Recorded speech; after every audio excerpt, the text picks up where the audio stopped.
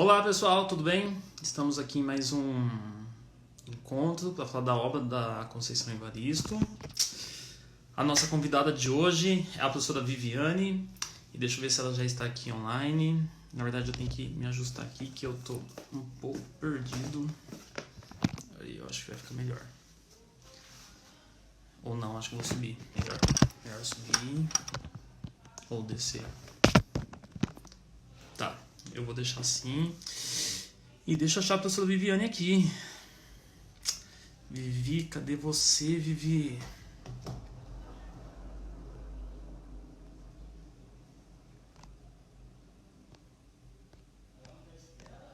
Viviane.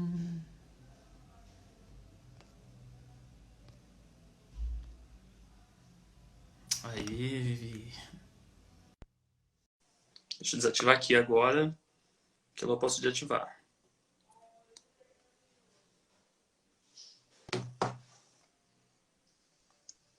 Oi, Caio, tudo bom? E aí, Vivi, tudo certo? Tudo certo. Eu tava pensando em deitar aqui, mas aí vai ficar estranho e assim. Eu também, gente. Olha, será que eu vou ficar muito esquisita? Ah, vou tentar não ficar olhando assim, senão na gravação eu fico olhando pra baixo, mas é porque eu tô vendo quem tá entrando, quem tá comentando e tudo mais. É quando tá aqui em cima. Ah, eu consigo. Eu vou até ficar distante da mesa para não me mexer, porque eu sou meio estabanada. E aí, Vivi, tudo certo contigo? Tudo certo. E com você, A Caio? gente tá indo, né? Na quarentena. Estamos indo aqui, entre um Rivotril e outro, entre uma oração e outra. Lendo bastante, montando bastante aula. Montando bastante aula, estudando projetos acadêmicos. Meu Deus. Ah, Caio, alguém falou que a Conceição pediu para chamar nos minutos finais. sim, Ludi, valeu. Ai, felicidade. Vivi. Ai, meu Deus, axé! Bom, já temos aí mais de 2 pessoas, já podemos começar então. É, Já. Bom, para quem não a conhece, a Vivi é minha companheira de trabalho, dividimos aí os corredores da sala de aula. E Vivi, é uma honra tê-la aqui, falar sobre a Conceição Evaristo, uma questão de identidade. E eu sei que você também é apaixonada por ela, né? Muito, muito. Bastante. Sou muito grata pelo convite e fico muito emocionada quando eu tenho que falar dessas temáticas que são tão presentes no meu cotidiano, né? Foram e ainda são presentes. Sim, certamente. Só deixa eu. Peraí, se eu estou fazendo alguma coisa errada. Aí, aqui. É que se eu não sei, eu fico na tela, fica mais claro, fica mais escuro, mas ok. Bom, Vivi, falar de um conto hoje, até um pouco polêmico, assim. É um conto que eu não conhecia da Conceição. Quando eu tive acesso ao livro Olhos da Água, que é o livro dessa primeira sequência de lives sobre a Conceição Evaristo, eu conheci o conto Olhos da Água e depois o Ano da Venga, mas não esse em especial. E aí, numa disciplina lá do doutorado, a gente foi estudar um pouco, e é um conto que me deixou bem impactado, assim como os outros, né? Existe o Caio antes e depois desse conto. Ai, com certeza. Eu também tinha contato com o Ano da Venga, com Olhos d'Água, mas esse particularmente eu não conhecia. Vim a conhecer agora com a convite para participar da live. E fiquei bem impactada. E incomodada também, né? Eu vou usar a mesma palavra que a Rebeca utilizou. Gera um desconforto, um incômodo, né? De você ler e saber que essas coisas existem e vão continuar existindo durante um tempo. E eu acho que o mais não sei, quando você lê todos os contos da Constituição, você começa a ver assim, como que ela consegue ser criativa nesse cenário social que ela vai colocando, sabe? A violência permeia, assim, nas suas múltiplas facetas, mas ela vai inovando em cada conto, e aí você fala assim, meu, como que ela pensou nisso? Exatamente, você fala, nossa, que trabalho com a linguagem, né, para falar de temas tão polêmicos, temas tão. Opa, o celular caindo! Temas que dão, às vezes, tanto soco na nossa cara com realidade, e essa inovação, essa criatividade, essa destreza é de encantar, gera um encantamento muito grande mesmo. Não, É um conto, inclusive, que quando eu conversei com a minha orientadora, ela falou o seguinte: é um conto que você consegue caçar assim, pelo em ovos, sabe? Tem muita coisa para você explorar ali. Sim, quando você vê, você criou uma rede enorme de conexões e possibilidades de leitura, né? Não, sim. Bom, Vivi, então vamos apresentar para a galera de casa aí o título do conto, né? Do Zu Querença. O que acontece nesse conto, Vivi? Do Zuquerença. Nesse conto, Caio, a gente tem a narrativa que é contada para a gente da história da Duzu, desde a sua, né, infância, a sua maioridade até o seu final de vida já, e conta para a gente tudo aquilo que ela passou durante a infância, a vida adulta e até sua morte, vamos dizer assim, né? É porque isso não é, ou aqui o spoiler tá liberado. E a maneira como essa narrativa é construída traz pra gente assim esses impactos sociais. Ó, eu vou segurar o celular, Caio, porque não vai dar certo. Esses impactos sociais, né? Essas temáticas e tudo isso muito bem construído e muito bem organizado textualmente. Então a gente percebe uma menina que sai com a sua família de um lugar em busca de um futuro melhor, chegando à cidade, o pai a abandona, né? Porque entregar a filha para morar num prostíbulo, isso não é preocupar-se com o futuro dela, a abandona e ela acaba descobrindo a sua sexualidade, né, tendo a sua inocência roubada e acaba se aí enveredando pelo mundo da prostituição.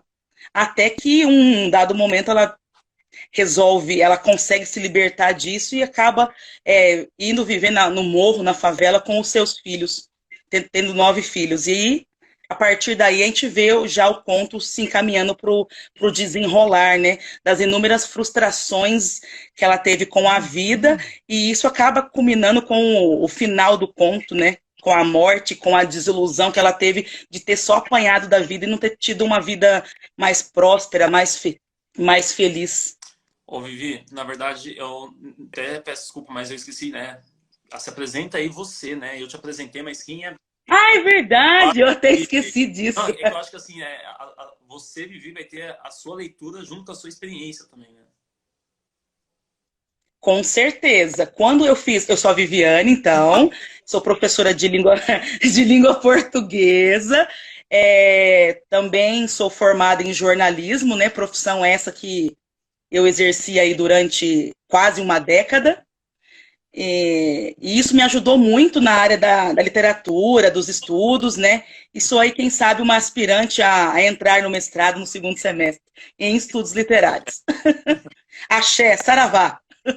Oh. E quando você fala isso, toda vez que eu entro em contato com a leitura de autoria negra e que fala, né, dessa vivência negra, para mim é muito impactante ainda, mas não gera mais uma revolta, mas o sentimento que eu tenho é de eu preciso mudar isso que acontece, ainda que minimamente.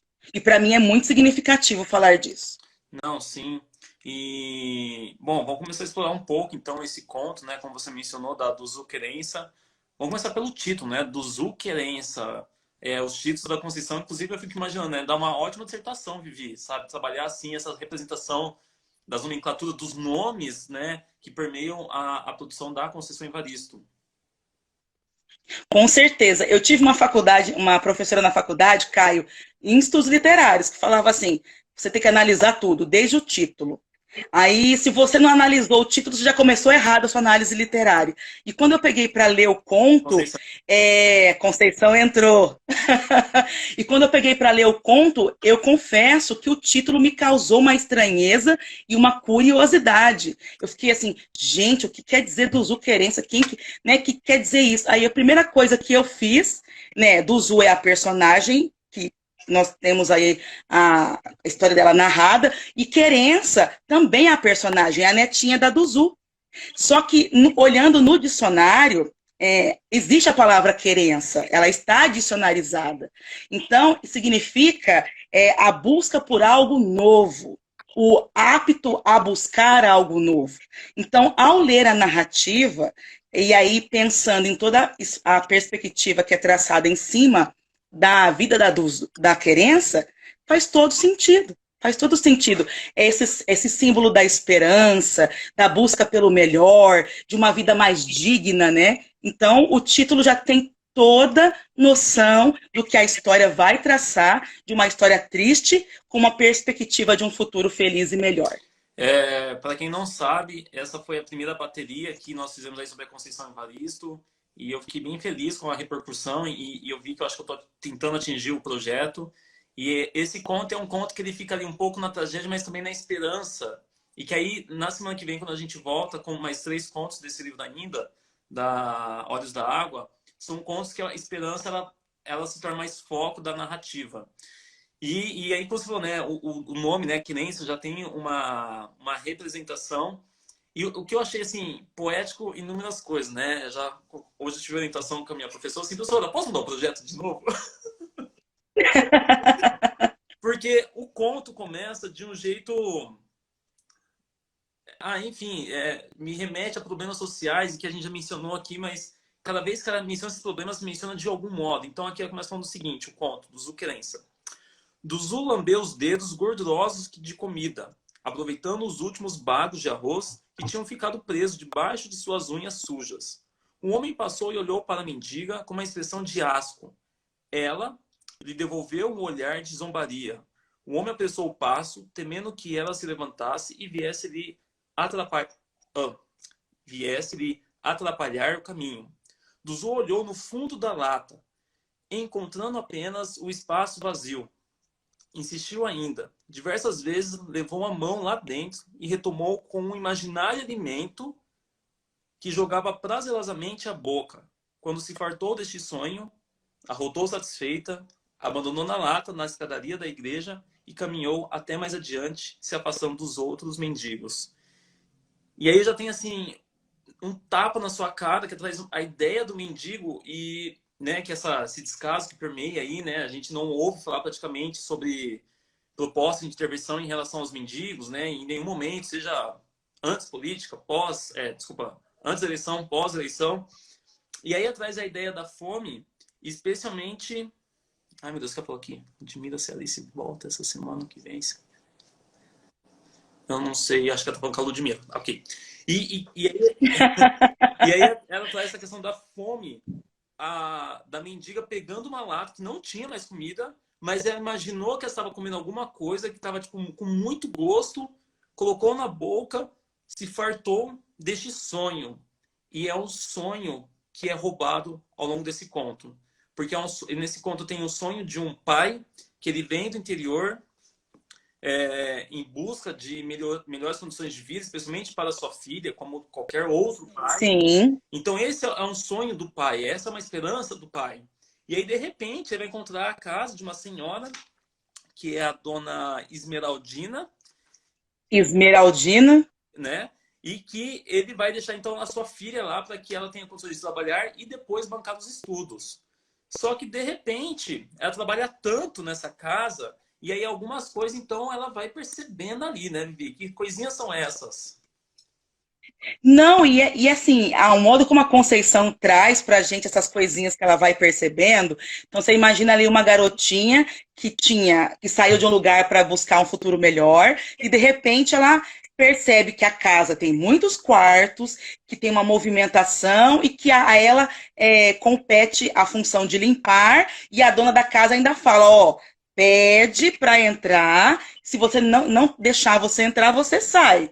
Aí ela vai entrando nos quartos, aí ela começa a ver a movimentação das pessoas, aí a Conceição até fala, né, os homens sobre as mulheres sobre os homens, e aquilo tudo gera nela muita curiosidade. Ela pensa, uma adolescente, uma pré-adolescente, imaginamos aí a idade, porque a Querência, a netinha, no final do conto, tem 13 anos. Então vamos traçar que ela chegou aqui para a cidade em busca de um futuro melhor com essa idade também. Então, tá ali na flor da idade, né? A pré-adolescência, curiosidade. Então, ela fica naquele misto de curiosidade e de ter os seus desejos também sendo libertos, né? E ela acaba de tanto entrar uma vez, entrar duas, entrar três, e quando ela percebe que as pessoas a recebem bem, ao invés de enxotá-la, ela acaba tornando isso de um hábito. Então, ela entra várias vezes nesses quartos, até que, por fim, em uma das situações, ela é tocada por um desses homens e recebe até um dinheirinho por isso. Então, aí a gente já começa com a primeira problemática social, né? É o pai que abandonou a filha, o trabalho infantil e também essa iniciação na vida sexual, ainda que de uma maneira errada e de uma maneira assim que ela também não esperava. Porque no conto a gente tem a imagem de que, lendo ali, você percebe que ela não teve a primeira relação sexual dela consensual, né? Do jeito que a história é. Vamos ler esse fragmento que é Sim. importante. Ela vai conhecer o mundo da prostituição pela questão da curiosidade. Aí você imagina bem uma questão de adolescente, né? Como você é adolescente, você tem a curiosidade, né? Seu pai fala, não. Sim, de se tocar, de se conhecer, né? Então, ela vai desde a parte de que ela começa a observar as pessoas em cima, um homem em cima da mulher, a mulher em cima da outra. Só que aí depois, lá no final, quando ela tem esse primeiro, a sua primeira vez aí, né? E de modo que ela dá a entender que foi um estupro consentido. Não sei se... Não, estupro, não sei qual... A gente pode... ao mesmo tempo que ela tinha esse desejo, né? Ela também... O homem olha para ela e a joga em cima da cama. Então, essa questão do jogar em cima da cama e ela que não sabia o que fazer, eu acho que o conto diz que o corpo dela dança de acordo com aquela dança, também nos remete àquela coisa de instintivo, né? Parece que o corpo da gente também é um misto de saber o que fazer mesmo não sabendo, mas a gente também tem essa ideia de que ela pode ter sido violentada também, né? Quando ela é jogada, e vamos ver o que pode acontecer aqui. Na verdade, eu acho que é um estupro, sim. Então, faz o seguinte, ó, Duzu voltava sempre. Vinha no entrar entrando cheio de medo, desejo e desespero. Um dia, um homem estava deitado nu e sozinho. Pegou a menina e jogou na cama. Duzu não sabia ainda o ritmo do corpo, mas, rápida e instintivamente, aprendeu a dançar, ganhava mais e mais dinheiro, voltava e a moça do quarto nunca estava. Ou seja, que essa realidade se reproduziu inúmeras vezes, até que a dona Esmeraldina, que é a dona do bordel, vamos dizer assim, acaba descobrindo, arranca todo o dinheiro da Duzu e fala assim, bom, quer ficar aqui? Então agora você vai ter um quarto e você vai ter seus clientes. E olha o que acaba acontecendo, que ela chega a ser, fala, né, que ela foi famosa, como é que ela teve vários clientes. Ai, meu Deus. E que ela ficou famosa, né, que ela teve vários clientes, que ela foi ganhando dinheiro, foi ganhando espaço, e que no cotidiano dela, que já entra aí uma outra problemática social, ela se acostumou a ver as mulheres apanhando. E que a gente né, os homens batendo. Violência doméstica. Violência doméstica, ela se acostumou a ver os homens batendo nas mulheres, agredindo. Então, assim, ela provavelmente também deve ter sofrido esses maus tratos, né? Nesse caminho da prostituição. Ainda muito jovem, já teve logo de largada a vida dela marcada por duas histórias, dois momentos bem problemáticos para ela, né? E se a gente for pensar, como eu disse no começo da apresentação, eu sou jornalista, né? Também. E jornalista gosta de dados estatísticos para comprovar isso que a gente fala. Então, nessa pandemia aí, houve um aumento de mais de 54% de violência contra a mulher. Né? E pensando em abranger isso para a literatura de autoria negra, de personagens negras, mais de 60% das mulheres que apanham hoje, que são vítimas de violência psicológica e violência física, são mulheres negras. Sim. Então, a gente percebe que isso que acontece no conto com a Duzu nada mais é que um reflexo de elementos da sociedade, né? Sim, e que ela... Eu tinha até marcado assim, né? Que ela trabalha com metáforas da violência. Então, ela nunca deixa descarado, ou em alguns momentos deixa assim, mas ela vai colocando essas metáforas da violência e o que vai acontecendo com essa pessoa. E aí, novamente, eu tenho a mulher representada como um corpo, né?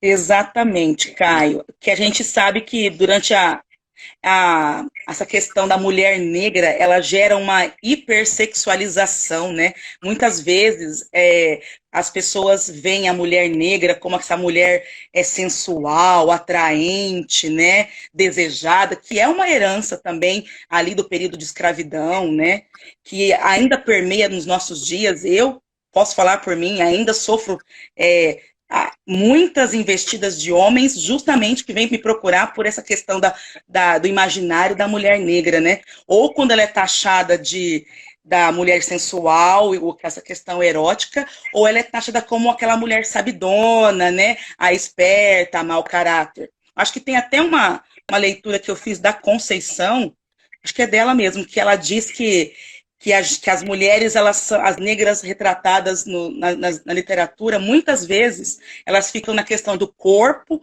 ou da procriação.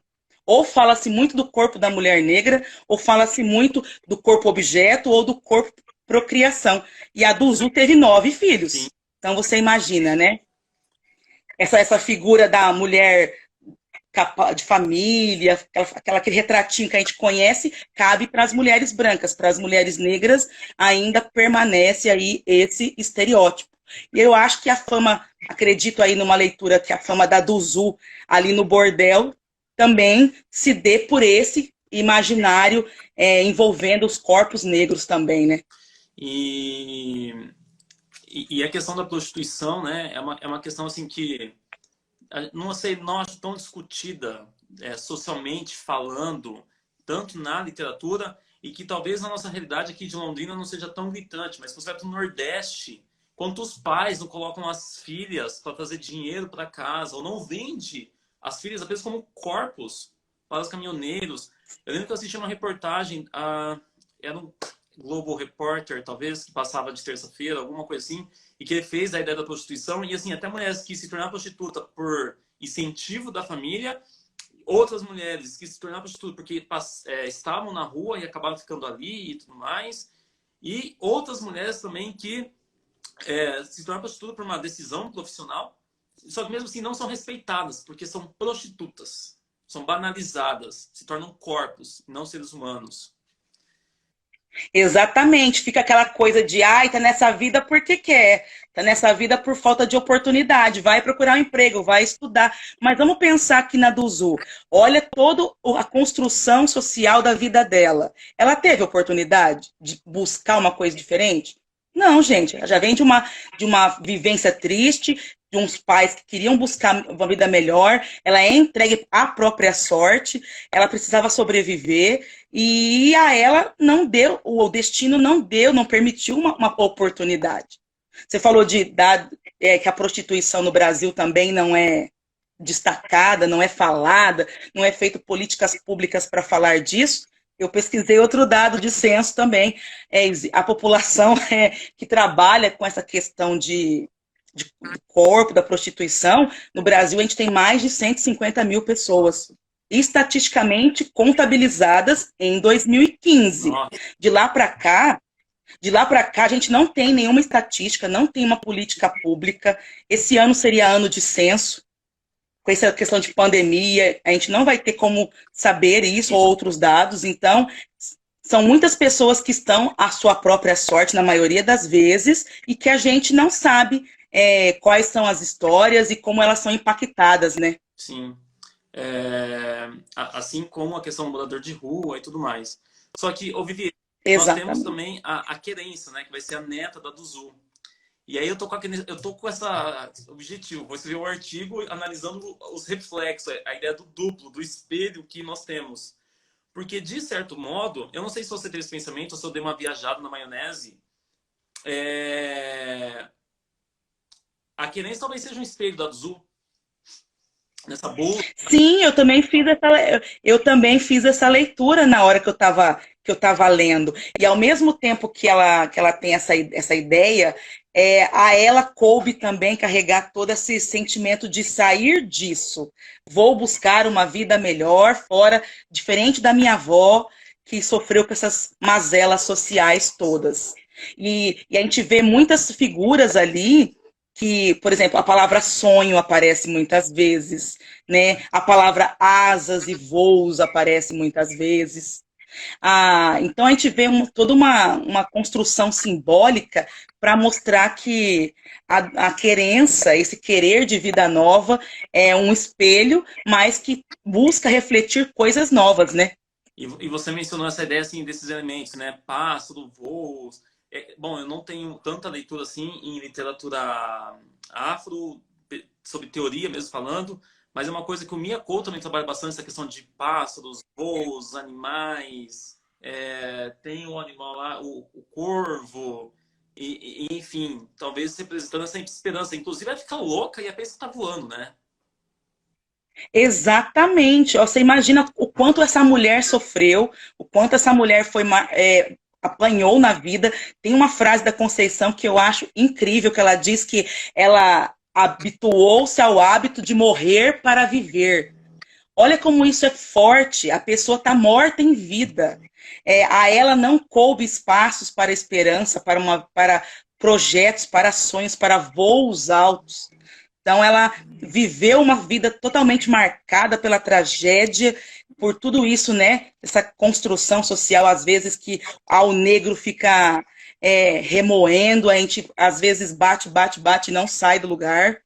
Muitos não têm oportunidade, mas esses elementos que aparecem ali para a querença são elementos de esperança. O voo, quando a Duzu enlouquece, ela se sente voando pelo morro.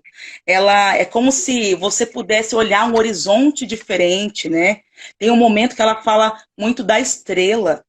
A estrela, para mim, eu lembrei de quando, se eu estiver fazendo uma análise errônea também, desculpa, né? Mas eu lembrei de quando os três reis magos estavam à procura do menino Jesus e que a estrela foi o símbolo que os guiou para essa nova era, né? Para o tempo de bonança. Tem a Macabé, Clarice, né? A Hora da Estrela. O que é essa Hora da Estrela? A Hora da Estrela, exatamente. Então eu vi esses elementos mostrados ali, o próprio nome da querença, que tem uma carga simbólica, linguística ali para mostrar. Então a gente percebe que a ela foi confiado o destino de buscar algo melhor. E ela pôde ir para a escola, porque o conto fala disso, né? Que ela foi para a escola, que ela sentiu essa carga, a impressão que eu tive que quando ela soube da morte da Duzu, ao descer do morro para encontrar essa avó, que já tinha assim, foi buscar no delírio para esquecer dos seus problemas. Imagina o quão atormentada uma pessoa tem que estar para esquecer da realidade e buscar um afago no delírio, né? Eu lembrei agora... Não, e aí Pode eu falar. faço um adendo, porque a gente explica assim, por que ela ficou louca, esse delírio, né? E aí eu tenho novamente a morte. Então, a morte, ela exatamente. teve vários filhos, né? E netos. Mas desses netos, eu tinha três que se importavam, que ela tinha um apreço maior, né? Então eu falo o seguinte no fragmento. 3 netos lhe abrandavam os dias. Angélico, que chorava por não... Desculpa. Angélico, que chorava porque não gostava de ser homem, queria ser guarda penitenciário para poder dar fuga ao pai. O Tático, que não queria ser nada. E a menina Querência, que retomava sonhos e desejos de tantos outros que já tinham ido. E aí depois eu vou ter a morte do Tático. Então a morte causando esse delírio nela. E aí, quando ela vai para essa parte do delírio, ela volta para o morro, né? Onde ela cresceu e passou muitos e muitos anos. E aí, eu acho muito poético esse fragmento, eu vou ler, que você está comentando sobre ele, que fala o seguinte: pensando nisso, então, após a morte, né, do Tático, resolveu voltar ao morro, lá onde, durante anos e anos, depois que ela havia deixado a zona, foi morar com os filhos. Foi retornando ali que Duzu deu de brincar de faz de conta. E foi aprofundando nas raias do delírio que ela se agarrou para viver o tempo de seus últimos dias. E que ali você já tem uma noção que ela vai morrer no conto.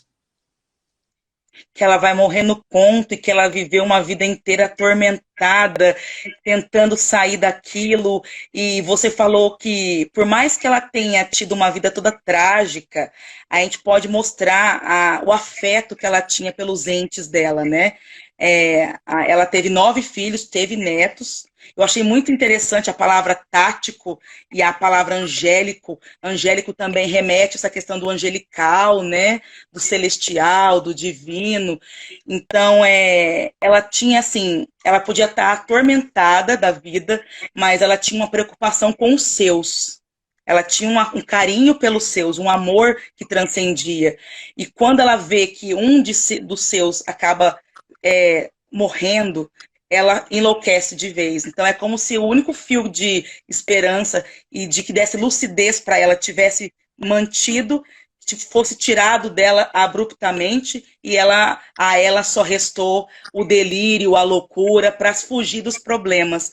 E nisso, Kai, a gente pode trazer também um outro problema social que a Conceição levanta quando a gente fala dos morros, por exemplo, como que o crime e a violência atinge crianças, né, de maneira muito cedo, né, crianças que entram pro crime, crianças que acabam sendo mortas, né, vítimas de confrontos, né, coincidentemente no morro a gente sabe que as pessoas que têm um alvo no peito são sempre as mesmas, né, não é coincidência sempre as pessoas negras estarem morrendo e tal, mas isso também é um problema. A falta de uma perspectiva também possibilita o adentramento no mundo do crime, que pode ter aí, a maioria das vezes, um final trágico. E ela traz a questão da morte novamente. Então, assim, uma criança, né, jovem ali que perde a vida. E aí depois eu tenho ela morrendo. Aí eu fiz aqui algumas anotações, porque novamente me traz a ideia de que a morte seria a salvação. É a fuga daquela realidade. A liberdade seria sinônimo da morte. Quando ela brinca ali, né? Quando coloca a palavra brincar de faz de conta, e que ela já... Brincar de faz de conta. Nos últimos dias, porque na morte talvez ela realize o sonho dela, que nunca foi concretizado. Exatamente. E para algumas religiões, a morte não tem essa carga pesada, né, de tristeza. Para muitas religiões, a morte é um momento como de aceitar isso como se fosse um presente para você viver uma outra coisa que te espera. Então, essa remetência toda hora à morte, à morte, à morte, eu também chego a pensar que tem um propósito para, tipo, é a salvação para essa pessoa que tanto sofreu, né? E ela acaba falecendo. E aí tem a questão ao longo do conto, de que então a gente conhece ela como uma criança. Bom, temos o passado dela de criança, ela se tornando mulher, né? E aí uma coisa que eu achei interessante é que a gente não tem a adolescência dela, né? Porque assim, a pré-adolescente ela já vira mulher, porque ela já começa a se prostituir. Então é mais uma adolescência, é mais uma fase da vida relevante que ela também perde até a sua velhice. É como se a gente tivesse ali o retrato da pessoa da vida, do abandono até a decadência, né? Então, a decadência social e pessoal da personagem. Porque pelo início do conto, eu achei muito, não sei como que você lê isso, Caio, mas eu achei muito curioso, primeiro, a Conceição mostrar que ela estava em condição de rua. Sim. Né? A gente também tem ali ela numa praça. Para mim também a ideia da igreja ali tem algum significado também que a gente pode pensar uma ideia de esperança, porque no final do conto a querência também desce o morro e a igreja está ali novamente. Então esses elementos vão sendo colocados ali para a gente estabelecer uma ligação e um elo, né? E uma conexão entre eles. Então assim, a gente primeiro conhece ela nesse estado decadente, né, sentindo muita dor no corpo, pelo, né, serviço braçal que ela exerceu, e depois a gente passa para conhecer como que ela chegou, como foi a trajetória dela. É como se algo já tivesse predestinado, né? Ela já estava predestinada a esse tipo de sofrimento, tendo a sua vida roubada dela mesma. Ô, Vivi, e aí no final do conto, que ela já sobe o morro e que a gente mistura ali a questão do sonho com esperança. Eu não sei se eu pensei muito além, mas eu achei engraçado assim, que eu tenho uma senhora com sonhos. Sim, E aí quando eu pensei nisso também, cara. não sei se é egocentrismo meu, mas quando eu penso em sonhos, eu penso uma coisa assim muito distante, apesar que eu já me acho super realizado, mas o sonho parece ser sempre algo muito distante. E aí eu fico imaginando assim, a velhice é uma coisa que me dá medo, na verdade, o futuro, né? É uma coisa que me dá medo. Mas é quando eu penso na velhice, você ser velho e ter sonhos. Achei poética essa imagem, que aí vai misturar sonhos com a loucura. Porque será que seria isso realmente possível na condição dela? Uma mulher poderia ainda ter sonhos? Quais são esses sonhos? E aí, então, a gente tem essa mistura dos elementos reais com os elementos da loucura dela e tudo mais. Eu também penso assim, você sabe que quando no final, quando o narrador traz pra gente a questão dessa loucura dela, da busca de pensar no sofrimento pela perda do neto, da querência e tal, eu fiquei bastante emocionada ao ler, porque eu também venho de uma trajetória muito parecida. Essa semana eu participei de uma formação em que as mulheres negras estavam falando de como, igual a Carolina Maria de Jesus, né, que foi doméstica, que teve filhos, as filhas dos filhos dos domésticos, né?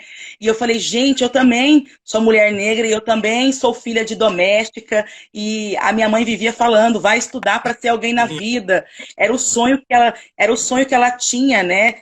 Que eu me tornasse alguém por meio dos estudos. E no conto a gente tem essa questão do martelar do sonho, sonho, sonho. Olha como que chega a ser básico, né, Caio? Ao negro cabe o sonho de ter o direito de estudar, quando todo mundo deveria ter esse direito, né? O sonho toda hora martelando. Então, a velhice, será que a velhice da Duzu era esperar um futuro melhor, o sonho de que os seus não repetissem a história, que a história não continuasse nessa espiral de repetição?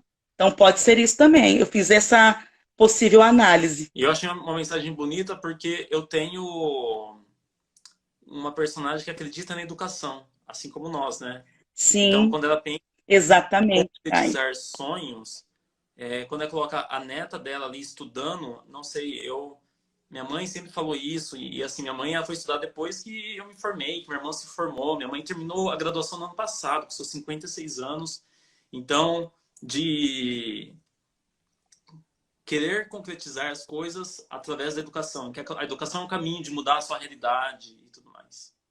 Sim, eu também penso isso, e a conquista de direitos que a gente vê ali da querência de poder estudar passa pelo campo da literatura, né? A literatura mostrar que é possível ainda que a gente tenha tantos empecilhos no caminho, a gente é possível trilhar um futuro melhor. Então, quando eu li esse conto, eu saí do jornalismo, porque para mim ele já não estava mais me satisfazendo.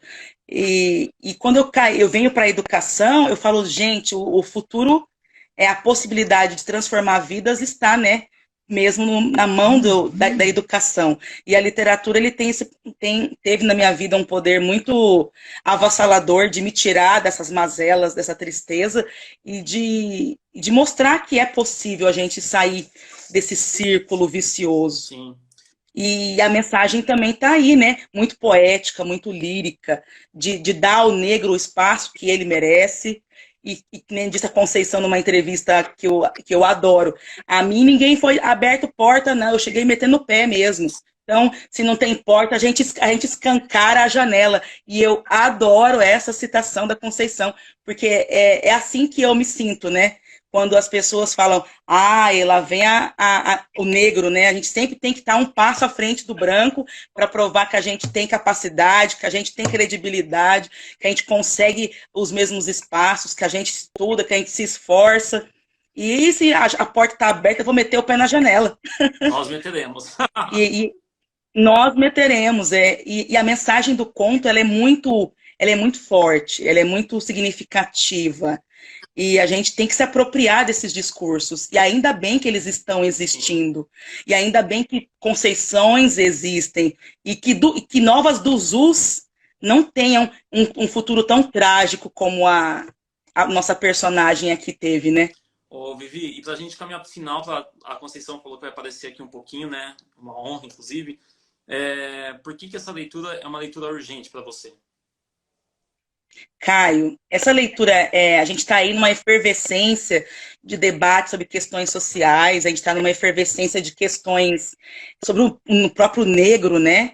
Então, essa leitura da Conceição, ela é urgente, gente, e é para ontem. A gente precisa tocar nessas feridas que estão escancaradas. E a gente precisa tentar resolvê-las. Então, essa leitura é para a gente se apropriar, perceber, se sensibilizar, ser empático, né? Deixar de considerar a luta dos negros, dos marginalizados, mimimi, porque, né? Só quem já deixou de conquistar um emprego por ser negra como eu sabe como é difícil. Só quem já foi seguido em supermercado por ser negro sabe que é difícil. Então, assim, ainda bem que eu tive uma formação, a possibilidade de ter uma formação e a oportunidade de estudar. E hoje eu vou reverberar esse discurso de libertação da vida das pessoas por meio da educação, por meio da literatura. Então, assim, essa é a urgência da gente se sensibilizar, se ser humano no momento em que os humanos estão deixando de ser e se apropriar de buscar aí uma mudança, ainda que pequena, ainda que por mim, ainda que por você, ainda que pelos nossos alunos, Caio. E lembrar que... Olha, deu até vontade de chorar. Eu também. E lembrar que Porque luta não... esse assunto me comove muito, porque a gente sabe, né? Então a literatura teve um poder transformador na minha vida e eu quero que as pessoas sintam isso. Então eu sou muito grata pela oportunidade, pelas pessoas que me formaram e por todas as coisas que acontecem e que irão acontecer positivamente, crenças nas nossas vidas, né? E lembrar que essa luta não é só do negro, né? É uma luta não. E que não se deve banalizar essa luta e que dar cada passo é tão difícil. A cada passo que a gente dá, tem 10 pessoas tentando puxar a gente para trás. Verdade, Caio.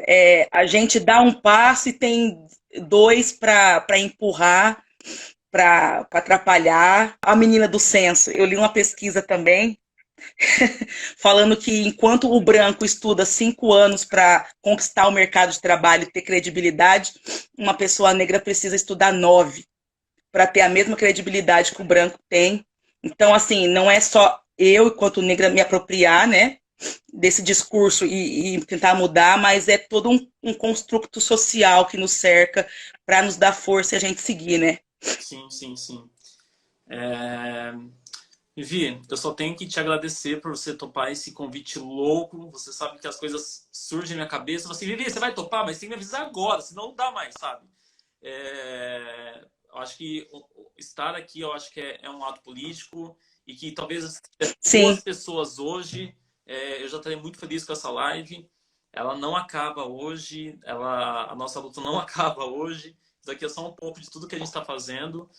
E eu agradeço para que você volte certamente num outro momento. A gente tem um podcast gravado, né, Vivi? Que... é verdade, gente, é verdade. Daqui a um tempo está. E eu te parabenizo pela ação. Ela foi muito inspiradora, assim como nós somos apaixonados pela literatura, né? Então, foi uma inspiração dos deuses literários. E como disse a Conceição, a gente tem que construir a subjetividade, experimentar e vivenciar ela. Então, a gente está estudando tanto para construir, a gente está experimentando e está vivenciando e está aplicando. Então, que a gente tenha força aí para tocar as pessoas que precisam ser tocadas pelas palavras. Exatamente. Vivi, muito obrigado de coração. Eu vou encerrar com a Vivi aqui, pessoal, mas é que a Assunção vai dar uma palavrinha aí comigo e eu não tenho dormido desde quando ela falou que ela pode participar. Não, nem eu. E assim, para mim, não tô conseguindo nem falar de tão emocionada que eu tô de saber que a Conceição é tão acessível, né? De eu perceber que isso também é palpável para mim e que essa construção também é palpável para outras pessoas. Então, quando eu vi ela na live, meu coraçãozinho até acelerou. E tomara que eu não tenha falado nenhuma bobeira. Eu também, porque eu não sei, eu tô muito receoso de fazer interpretações de texto, porque às vezes eu não sei se eu estou me sentindo tão burro ou se me falta ainda muito conhecimento fazer interpretações de muitos textos, ainda, especialmente o contemporâneo, que é uma coisa que muita gente rechaça, mas eu gosto pra caramba e eu acho complexo. Mas enfim, Vivi, muito obrigado. Espero que Muito você possa. obrigada. E vou chamar Conceição, Vivi. Obrigado. Chame, muito axé e para nós e para Amém. todos. Prazer enorme. Tchau, tchau, Vivi. Tchau, tchau. Ai, gente, agora eu vou encerrar com a Vivi para conhecer a Conceição por alguns minutinhos, que ela falou que vai me dar um oi aqui. Será que a Conceição está aqui ainda? Deixa eu chamá-la. Ai, meu coração. Conceição. Opa, eu passei aqui a Conceição. Ai, meu Deus. Eu tenho uma lista aqui de coisas. Vamos ver se ela vai aceitar o convite.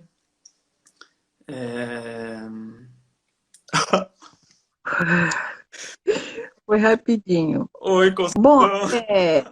boa noite, Caio. Muito obrigada pela deferência. Agradeço a todas e todos os professores que participaram. Agradeço ao público, né, todas, todos e todos que estão acompanhando. Na verdade, eu queria entrar para agradecer. Então, eu pensei que terminaria hoje, né? Então, não termina hoje. Semana que vem tem mais. Na verdade, Conceição, eu tive um retorno muito positivo. E aí, eu conversando com amigos que queriam falar também. Então, a gente termina essa primeira rodada hoje. Aí, semana que vem, Certo. na quinta, sexta e sábado, a gente termina o livro Olhos da Água. E na última semana do mês, a gente finaliza com outros contos seus. Então, a princípio seria realmente até hoje, mas, enfim, o pessoal foi gostando e, enfim, eu tive um retorno muito positivo. E por isso que a gente falou assim, não, então vamos seguir aí até o final do mês, fazer o mês, então, Conceição Evaristo. Nossa, que chique, que chique. Então, eu só queria realmente agradecer, porque está acontecendo comigo o que toda escritor e escritor quer que seus textos sejam lidos, que seus textos sejam comentados, né? Uma falta de verdade, para não dizer que é uma mentira, o escritor ou a escritora que fala que não incomoda com o público, que não incomoda com quem lê. Mentira, quem não incomoda com o público não publica. Se você publica, você tem uma expectativa de ser lido, ou de ser lida. Então, eu só tenho que agradecer. E também tenho que afirmar uma coisa: depois que você publica, quando o leitor ou a leitora se apropria do texto, o texto não é mais nosso.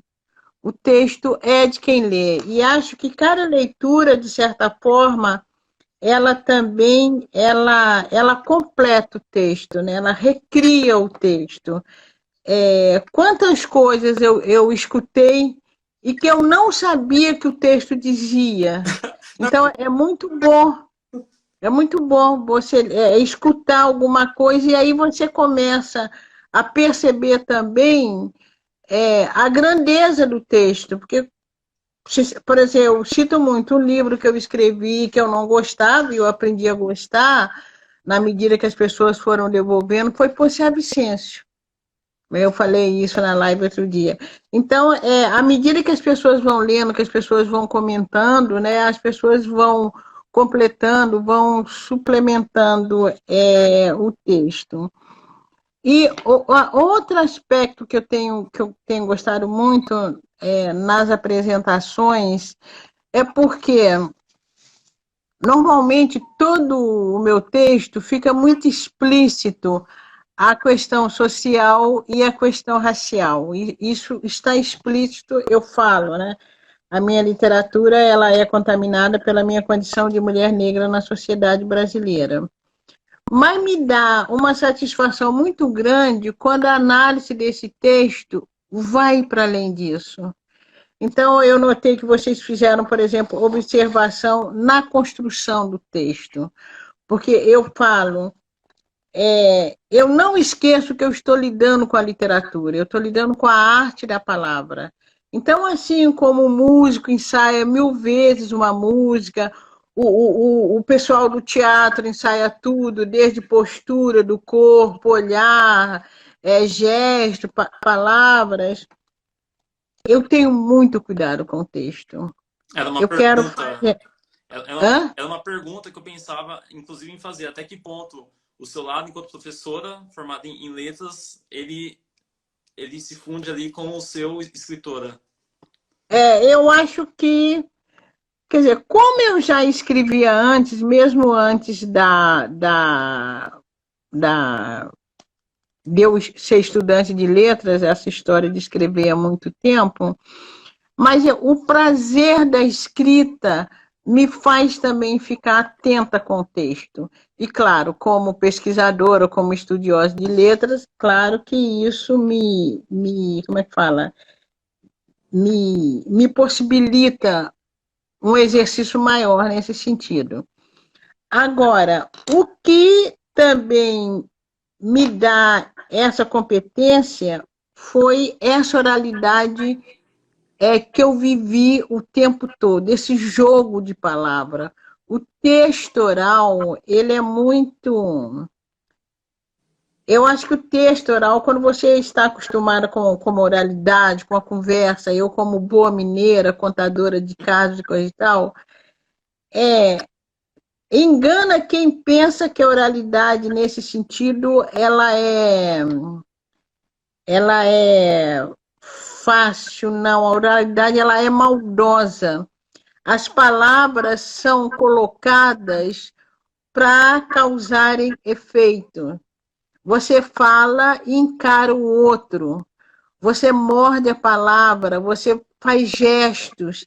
Então, essa minha experiência com oralidade me deu também essa capacidade de buscar o termo para o texto, né? E eu gosto muito também do termo que insinue. Não precisa dizer tudo, às vezes você insinua. Então, perceber esse trabalho, essas análises também, vocês vi análise falando da estrutura do texto. Hoje, quando essa professora Vivi, muito obrigada, foi pesquisar a palavra querência, os nomes nos textos, para mim tem um significado muito grande. O título, eu acho que o livro ele começa a ser lido através do título. Então, essas análises que vão além dessa análise sociológica do texto, isso me deixa muito até envaidecida mesmo, quando eu percebo fazer relação com a psicologia também, entende? Pensar na subjetividade do personagem, né? E vocês fizeram isso com muita competência, então eu só tenho que agradecer.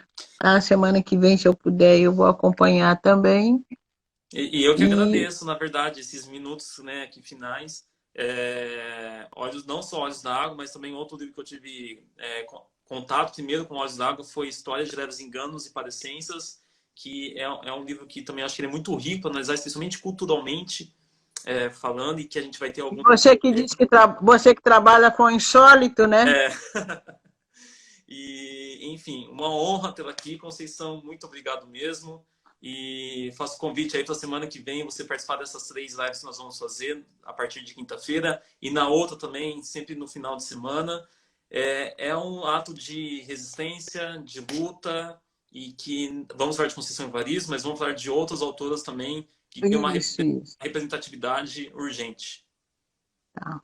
Porque, sem sombra de dúvida, ler é um ato político também, né? Certamente, certamente. Também. Então, muito obrigada. Eu que agradeço, Conceição. Na verdade, você realizou vários dos meus sonhos em um só. Que bom, Caio, que bom. Mas Bom obrigado. trabalho para vocês e estamos aí. Eu agradeço também a Lud, né? A Lud aqui, ó, sempre A participando. Ludmila, Nossa, isso. muito obrigado mesmo. E valeu, Conceição. Um abraço. Tchau, tchau. Obrigada. Bye.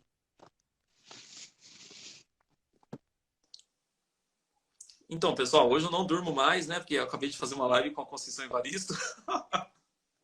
Lud, muito obrigado. Gente, valeu pela sua participação aí desse primeiro momento. A gente segue semana que vem com outros convidados de outros meios, não só da parte da educação. para seguir com esse nosso ato político e falando de Conceição. Então a gente se vê na quinta-feira que vem e até mais e valeu. Tchau, tchau, gente. Até mais. Eu vou deixar a live salva aqui, fiquem tranquilos.